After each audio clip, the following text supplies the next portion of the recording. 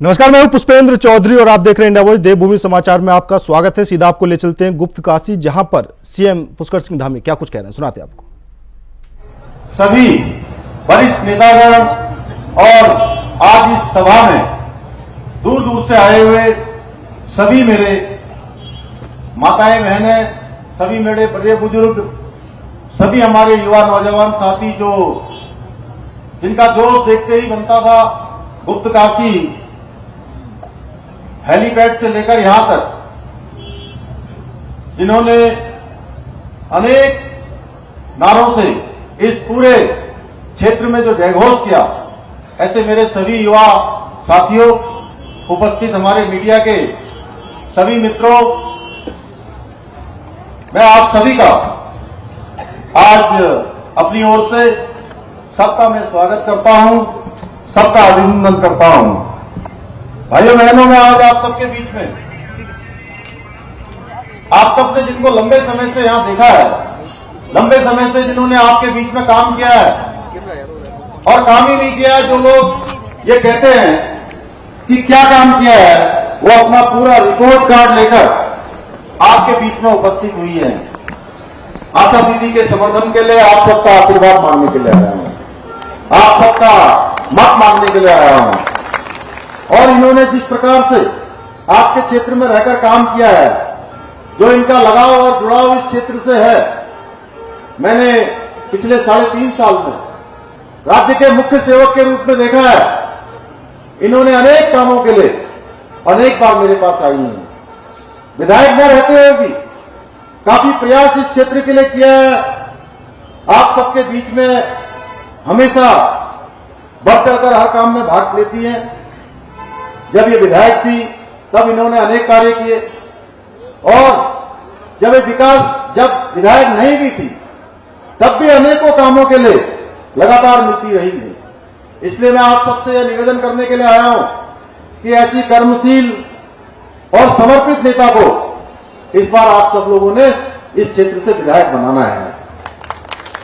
भाइयों बहनों, हमारे प्रधानमंत्री आदरणीय मोदी जी के नेतृत्व में और उनके मार्गदर्शन में आज हमारा राज्य देश का अग्रणी राज्य बनने की दिशा में आगे बढ़ रहा है।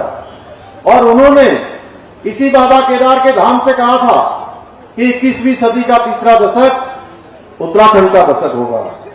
भाइयों बहनों, उनका ये जो ब्रह्म वाक्य था, उनके मुख से निकले हुए जो शिव रूपी शब्द थे, वो शिव रूपी शब्दों का ही कमाल है कि आज पूरी घाटी में आज सकारात्मक रूप से परिवर्तन दिखाई दे रहा है। भाइयों बहनों, बाबा केदार पर उनकी अगाध आस्था है, ये किसी से छिपा हुआ नहीं है। जिस कांग्रेस ने देश के अंदर 60 सालों तक लगातार शासन किया, लगातार देश की हुकूमत को चलाने का काम किया, उन 60 सालों में कभी कोई प्रधानमंत्री यहां नहीं आया। भाइयों बहनों, आदरणीय मोदी जी पहले देश के ऐसे प्रधानमंत्री हैं जिन्होंने प्रधानमंत्री बनने के बाद 7 बार बाबा केदार के दर्शन करने के लिए आए हैं। एक बार नहीं, 7 बार, क्योंकि उनके दिल में बाबा केदार और आप बसते हैं। और मुझे पता है कि आप सबके दिल में बाबा केदार के साथ साथ मोदी जी भी बसते हैं ना? बसते हैं तो जोर से बोलिए, बसते हैं, जोर से बताइए, बसते हैं ना? आदरणीय मोदी जी के मार्गदर्शन और सहयोग से। खबरों में आगे बढ़ते हैं। आज केदारनाथ विधानसभा उपचुनाव का प्रचार थम जाएगा। वहीं सीएम धामी ने प्रचार के आखिरी दिन बीजेपी प्रत्याशी आशा नौटियाल के पक्ष में गुप्त काशी में प्रचार प्रसार किया। इस दौरान धामी ने बाइक रैली में हिस्सा लिया। इसके बाद आयोजित जनसभा को संबोधित किया। वहीं बाइक रैली काफी बड़ी संख्या में कार्यकर्ताओं ने हिस्सा लिया और बीजेपी प्रत्याशी आशा नौटियाल के पक्ष में जनसभा को संबोधित किया। तो वहीं उन्होंने कई तरह की बातें भी रैली में कही। लोगों को संबोधित करते हुए उन्होंने आशा नौटियाल के कामों की तारीफ भी की, क्योंकि वो पूर्व विधायक भी रह चुकी हैं। और उन्होंने कहा कि आशा नौटियाल लोगों के बीच में काफ़ी ज़्यादा एक्टिव रहती हैं और समाज सेविका के रूप में बढ़ चढ़कर वो हिस्सा लेती हैं। तो वहीं उन्होंने सभा में प्रधानमंत्री नरेंद्र मोदी जी की बात कही। उन्होंने कहा कि ऐसे पहले प्रधानमंत्री हैं जो प्रधानमंत्री बनने के बाद 7 बार केदारनाथ के दर्शन कर चुके हैं।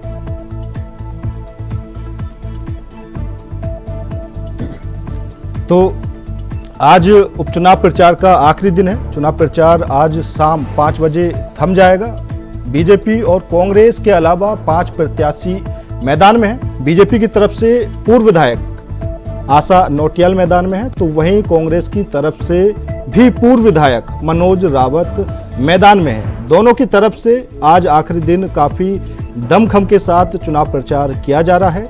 बीजेपी की तरफ से खुद मुख्यमंत्री पुष्कर सिंह धामी आशा नोटियाल के पक्ष में सभा करते हुए नजर आ रहे हैं और गुप्तकाशी में उन्होंने एक रैली भी की। बाइक रैली में उनके साथ भारतीय जनता पार्टी के हजारों कार्यकर्ता मौजूद रहे और कार्यकर्ताओं ने बढ़ चढ़कर हिस्सा लिया। लेकिन जो केदारनाथ सीट पर उपचुनाव होना है उसको लेकर सभी प्रत्याशी पूरे दमखम के साथ मैदान में उतरे हुए हैं और उपचुनाव को लेकर भी बीजेपी और कांग्रेस में दोनों की तरफ से आरोप प्रत्यारोप का दौर भी चल चुका है।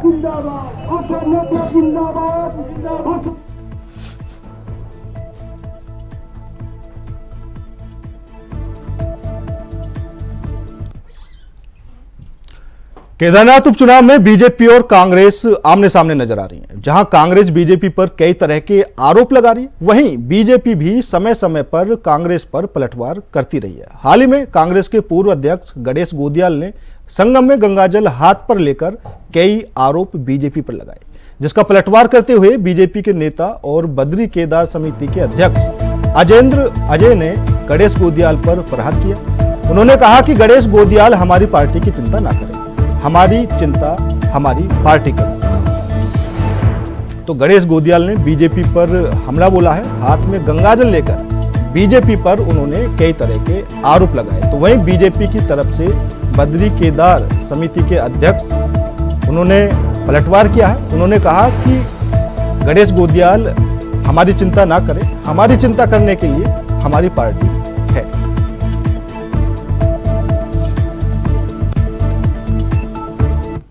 विगत दिवस कांग्रेस के नेता गणेश गोदियाल जी रुद्रप्रयाग में संगम पर एक विचित्र और हास्यास्पद नाटक करते हुए दिखे।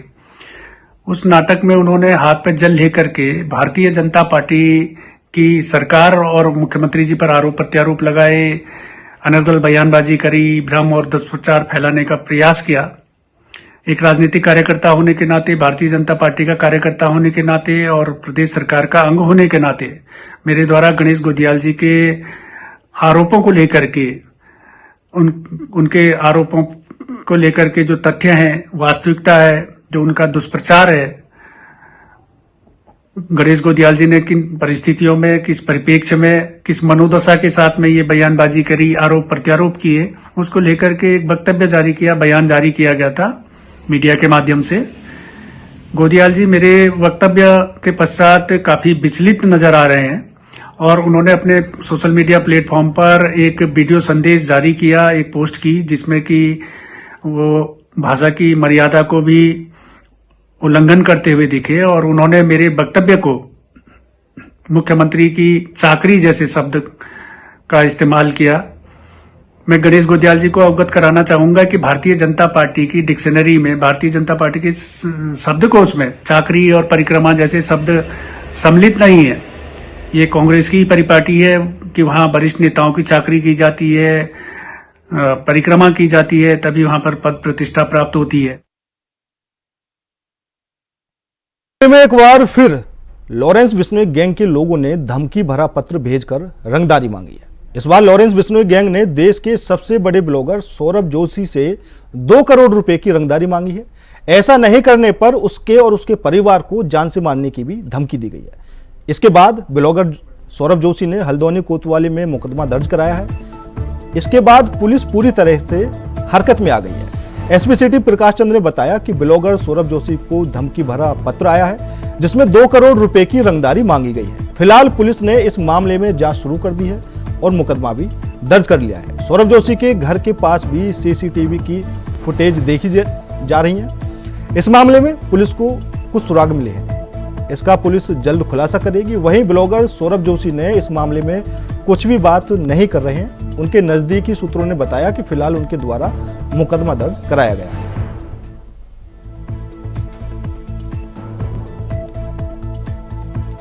जो यूट्यूबर सौरभ जोशी जी हैं, इनके द्वारा एक तहरीर दी गई जिसमें कि एक लेटर जो उनके घर से कोई डाल गया, उसमें 2 करोड़ रुपए की मांग की गई है। न देने पर जान से मारने की धमकी दी गई है। पुलिस द्वारा एफआईआर दर्ज कर ली गई सुसंगत धाराओं में एक्सटॉर्शन और जान से मारने की धमकी के संबंध में। हमने सीसीटीवी भी खंगाले हैं, कई महत्वपूर्ण सुराग लगे हैं। हमें उम्मीद है कि जल्दी इसका पर्दाफाश किया जाएगा।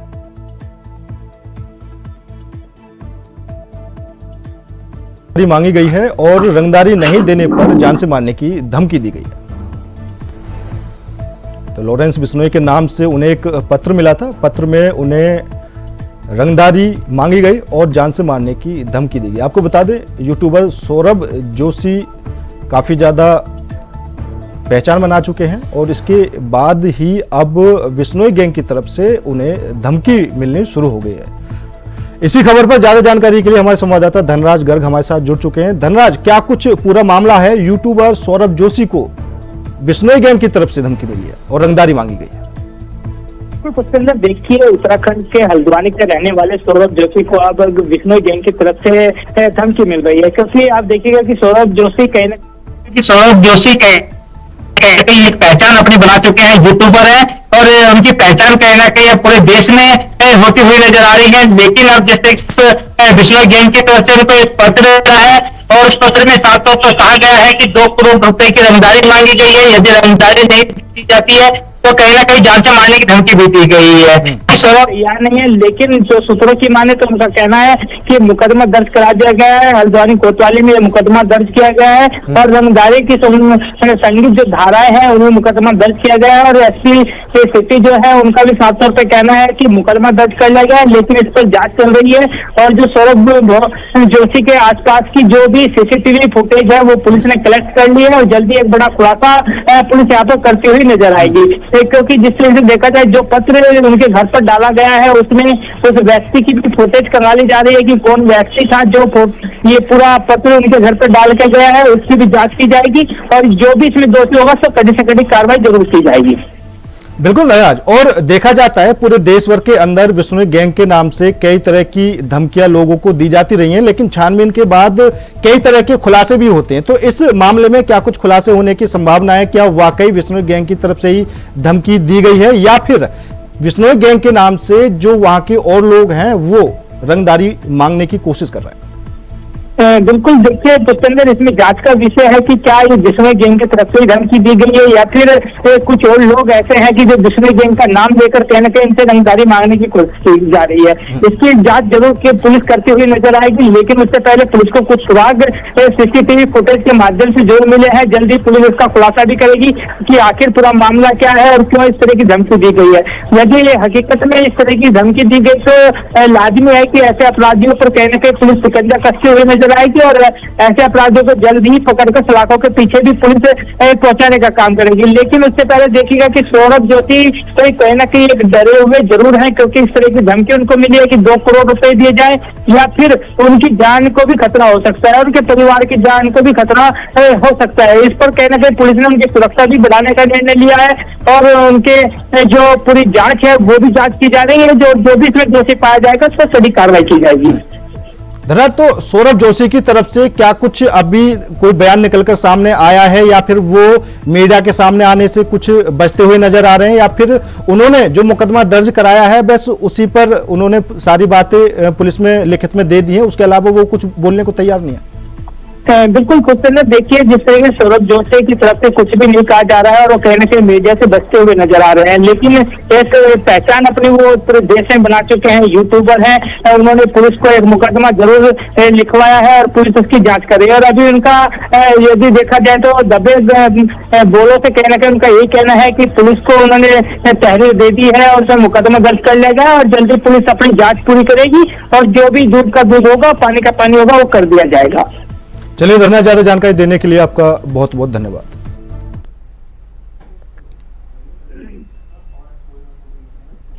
फिलहाल रुकते हैं छोटे से ब्रेक के लिए। ब्रेक के बाद खबरों का सिलसिला लगातार जारी है। ब्रेक के बाद एक बार फिर आप सभी का स्वागत है। रुक करते हैं अगली खबर का। उत्तराखंड में निकाय चुनाव न कराने को लेकर विपक्ष के आरोपों के बीच राज्य के शहरी विकास मंत्री डॉक्टर प्रेमचंद अग्रवाल ने दावा किया है कि किसी भी स्थिति में इस साल के दिसंबर महीने में निकाय चुनाव होंगे। उन्होंने कहा कि निकाय चुनाव में आरक्षण की स्थिति तय होते ही सरकार निकाय चुनाव का कार्यक्रम जारी करेगी। दिसंबर महीने में निकाय चुनाव होंगे, इसके लिए सरकार तैयारियां कर रही है। आपको बता दें कि पिछले साल दिसंबर 2023 में प्रदेश के करीब 100 नगर निकायों का 5 साल का कार्यकाल समाप्त हो गया था, लेकिन अब निकाय चुनाव का न कराने को लेकर विपक्ष लगातार सवाल खड़े कर रहा है। मेरा ये मानना है कि जो निकाय चुनाव है उससे पहले सिर्फ एक स्टेप पीछे हम लोग, वो है आरक्षण। आरक्षण का निर्धारण जैसे ही होगा और उसके तुरंत बाद हम कार्यक्रम जारी करेंगे और कार्यक्रम जारी होते ही चुनाव कराएंगे। तो मुझे लगता है कि जैसा मैं पहले भी कहा था, मैं दोहरा देता हूं कि दिसंबर में किसी भी तरह से हम चुनाव कराने के लिए हमारी मंशा भी है, सरकार भी चाहती है, हम सब लोग इच्छुक हैं और सारी परिस्थितियां अनुकूल रही तो हम दिसंबर में चुनाव कराएं।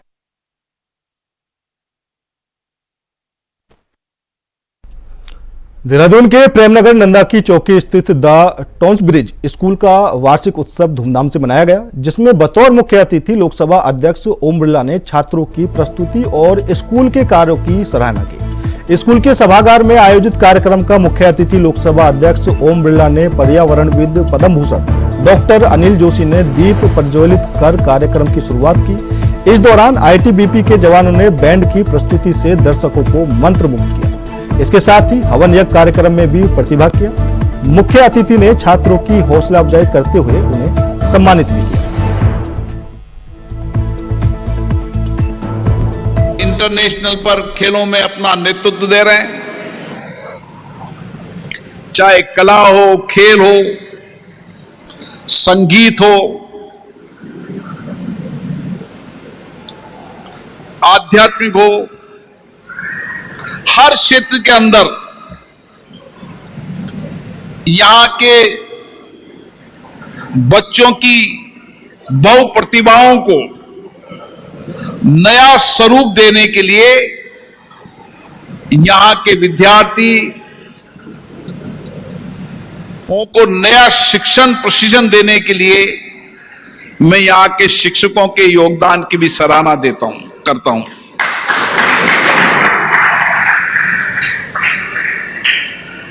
और मेरा मानना है कि जो अवस्था पढ़ने की अभी है उसमें हम जीवन को अनुशासन, कला, खेल, आध्यात्मिक संस्कृति, संस्कार जितने बेहतर देंगे उतना ही बेहतर भविष्य उनका होगा, उतनी ही बेहतर भविष्य की चुनौतियों से लड़ने की क्षमता उनमें होगी और हर चुनौतियों को अवसर में बदलने की क्षमता उनके विद्यार्थी जीवन से उसमें आएगी। और इसीलिए आज इसकी आवश्यकता है कि विद्यालयों के अंदर ऐसी शिक्षण और संस्कार दिए जाए ताकि आने वाली हमारी पीढ़ी जो दुनिया में 21वीं शताब्दी भारत की है, उस 21वीं शताब्दी के सपनों को हमारी ये पीढ़ी तैयार करेगी, पीढ़ी बनाएगी। आज के समय में युवा पीढ़ी को सोशल मीडिया में रील बनाने का खुमार इतना छाया है कि वह सोशल मीडिया में वीडियो बनाने के चक्कर में सारे नियम, कानून, कायदे ताक पर रख रहे हैं। इसमें युवा ही नहीं, युवतियां भी काफी आगे हैं। पिछले दिनों लगातार पुलिस द्वारा की गई कार्रवाई में रील बनाने के चक्कर में कई फायरिंग तो कहीं सड़क पर अर्धनग्न होकर बाइक स्टंट को करने के कई मामले सामने आए। पुलिस अधिकारियों का भी मानना है कि सोशल मीडिया के फायदे हैं तो उसके नुकसान भी हैं। आज की युवा पीढ़ी को सोशल मीडिया आकर्षित करता है। यही वजह है कि वह इसमें छाए रहने के लिए सब कुछ करने को तैयार है, जिसमें वह नियम कायदे कानून को भी नहीं देखते और बाद में इसका खमियाजा उठाना पड़ता है। पुलिस क्षेत्र अधिकारी नितिन लोहनी का कहना है कि युवाओं को यह समझना होगा कि यह एक काल्पनिक दुनिया है, जिसके लिए यह वास्तविक जीवन को दांव पर लगा देते हैं। इसलिए लोगों को समझने की जरूरत, सोशल मीडिया का सदुपयोग किया जाना चाहिए, ना कि दुरुपयोग। किसी को आहत करना या नियम कायदे कानून को तोड़ना नहीं चाहिए।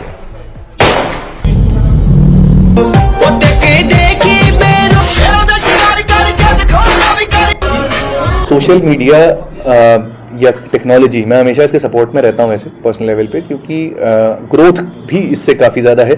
आज हमारा जो ह्यूमन रिसोर्स है काफ़ी डेवलप हो रहा है इसकी वजह से। लेकिन एक फेमस बात हमारे एक फेमस साइंटिस्ट थे एल्बर्ट आइंस्टाइन, उन्होंने कही थी कि I fear the day when technology would take over the mankind, that day would start creating a generation of fools. तो कहीं ना कहीं हमें अपनी जिम्मेदारियों से नहीं भागना है। अगर सोशल मीडिया का इस्तेमाल हम कर रहे हैं तो हमें ज़्यादा जिम्मेदार भी बनना है। कोई भी ऐसी हरकत ना करें जिससे कोई आहत हो, कोई तबका आहत हो, या इस तरह से अर्धनग्न या इस तरीके की चीज़ें ना करें। राजधानी देहरादून में अब इलेक्ट्रॉनिक वाहनों के लिए जल्द ही चार्जिंग स्टेशन लगने जा रहे हैं, जिसके लिए नगर निगम एक संस्था के साथ एग्रीमेंट कर रहा है। और इस बात पर देहरादून के नगर आयुक्त गौरव कुमार ने कहा कि हमने 10 स्थानों पर चार्जिंग स्टेशन के लिए संस्था से निविदा आमंत्रित किए, जिनमें से 8 स्थानों पर चार्जिंग स्टेशन पर सहमति हो गई है। साथ ही उन्होंने कहा कि 2 स्थानों पर NH की आपत्ति मिली है, जिसका निवारण किया जा रहा है और UPCL से कनेक्शन दिलाने के बाद अगले महीने से चार्जिंग स्टेशन स्थापित होने की कार्रवाई शुरू हो जाएगी।